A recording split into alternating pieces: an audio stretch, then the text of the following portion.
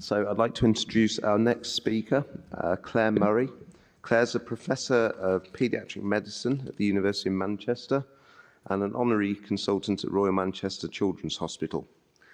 She qualified in medicine at the University of Edinburgh and completed her MD at the University of Manchester on environmental allergens and childhood asthma.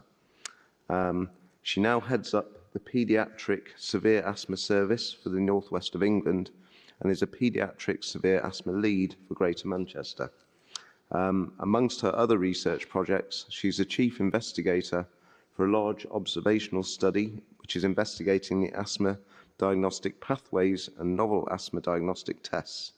Today's Claire is going to talk to us about how pMDI inhalation technique can be improved using multi-sensory stimulation. So welcome, Claire. Thank you for that kind introduction, and thank you for inviting me to speak. As you heard, I'm a paediatrician, but the data I'm going to present today is an adult study. And as you'll see, the reason for that is it's around pMDI use, and predominantly in paediatrics, we encourage spacer uses, which isn't what we're looking at here. And I got involved in this study really because having seen this small bit of technology, I was impressed by its simplicity and its potential for improving inhaler technique in our patients. And so I really wanted to see if we could develop some evidence to try and prove to see whether or not it was going to be helpful. So as most of you are aware, inhaler therapy is the mainstay of treatment for airway disease. For me, as a paediatrician, that's asthma. For my adult colleagues, that's asthma and COPD. And it's highly effective if taken correctly. And about 70% of all inhalers supplied in the UK are pressurized metered dose inhalers. But it's estimated that around 90% of inhaler users, pMDI users, have poor inhaler technique.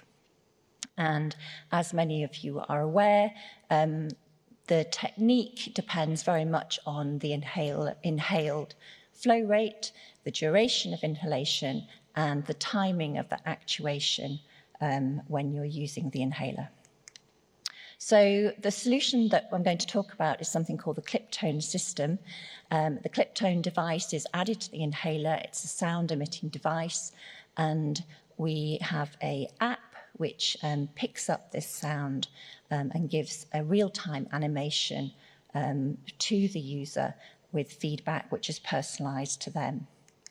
So this is the clip tone. It fits on the top of the pMDI, and you use it along with the clip tone buddy. So when you start to inhale with this, if you're using the correct inhalation flow rate, then it emits a small high-frequency sound which is picked up on the app and gives the user real-time feedback. These are the sorts of screenshots that we see when we're using the app. So initially, there's some sort of straightforward advice before you even start. Shake your inhaler well, exhale fully before you use it, inhale slow and steady, sort of reminding people to hold their breath at the end of it. It measures the inhalation time and reminds them to keep inhaling slowly, so try and get above that 3-second mark.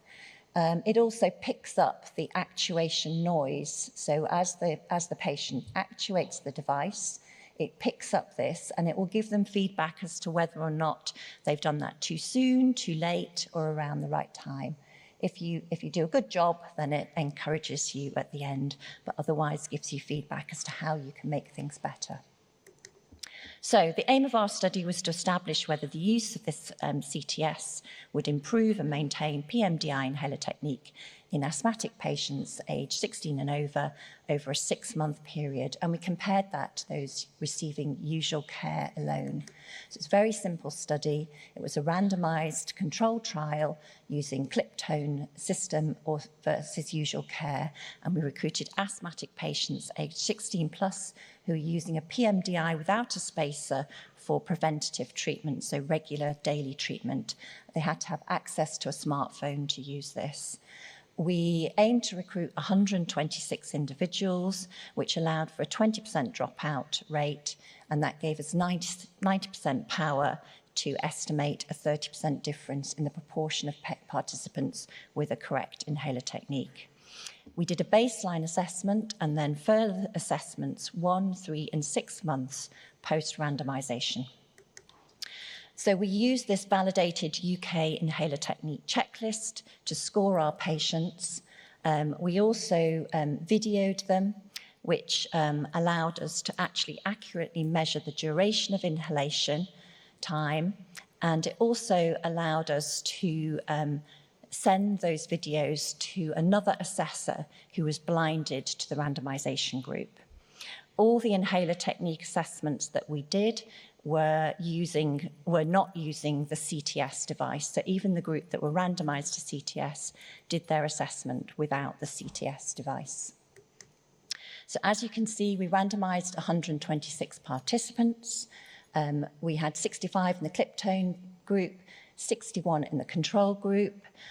We lost 3 to follow-up, and we had 6 patients who were withdrawn for various reasons. But at the end of the study, we had well over our sample size estimates. So we had 59 in the clip tone group and 58 in the control group at 6 months. This is the baseline results. As you can see, there was a predominance of women. Our average age was around 45 years, a variety of inhalers being used. Patients were essentially well controlled. So they had an asthma control score of around 0.5, which demonstrates actually their asthma control was very good. You can see the blinded and unblinded inhaler scores were very close, and there was no significant difference between the groups at baseline. So these are the unblinded inhaler scores at baseline, as seen before, no significant difference. But by 1 month, we saw a significant improvement in the clip tone system. And as you can see, these results were almost identical at 3 and 6 months over the time period, with a significant difference between the control group, which barely changed. We also, as I said, had a blinded assessor, so they didn't know which group the patients were in, who assessed the videos of those assessments. So you can see at baseline, these are the blinded assessments, very similar to what you saw before. And at 6 months, again, a significant improvement in the clip tone system group in the blinded assessments. We also looked at the number of patients with what we classed as a near perfect score. So a perfect score was 10. So it's anyone who had a score of 9 or 10. You can see at baseline, very few patients had that. But by 6 months, we had a significant improvement in the clip tone system. We also looked at duration of inhalation. You can see both groups were around 1 second at the start of the study. We saw a significant improvement in the clip tone system of over 3 seconds, with no change at all in the control group. We asked patients about how much they used the device. So you can see at 1 month here, most patients, the majority of patients, were using it most days or more. But by the time we got to 6 months, we still had more than 50% of the group still electing to use the device most days or more. So as you can see, the use of our clip tone system did significantly improve our mean inhaler score and the number with a near perfect score, but also improved significantly the duration of inhalation. As many of you in the audience will be aware, the duration of inhalation allows for that longer window for coordination between the inhalation and the actuation. It gives a greater opportunity for sedimentation to occur in the lungs. For fine particle formulations with lower plume speeds, it can provide a greater opportunity for the treatment to reach the peripheral airways, and generally also will result in less oropharyngeal deposition, so less side effects.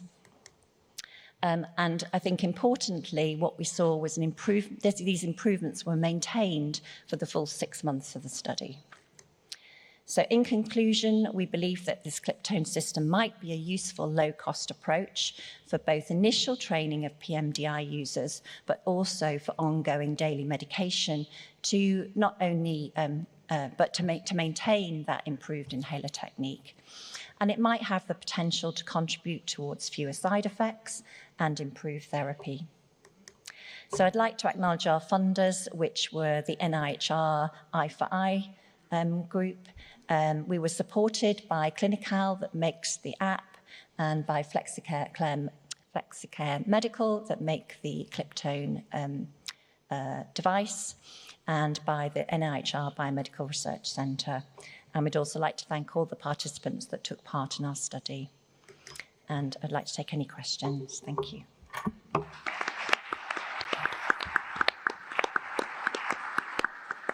Thanks very much, Claire. That was a very interesting talk and nice to see some nice data that improves pMDI usability.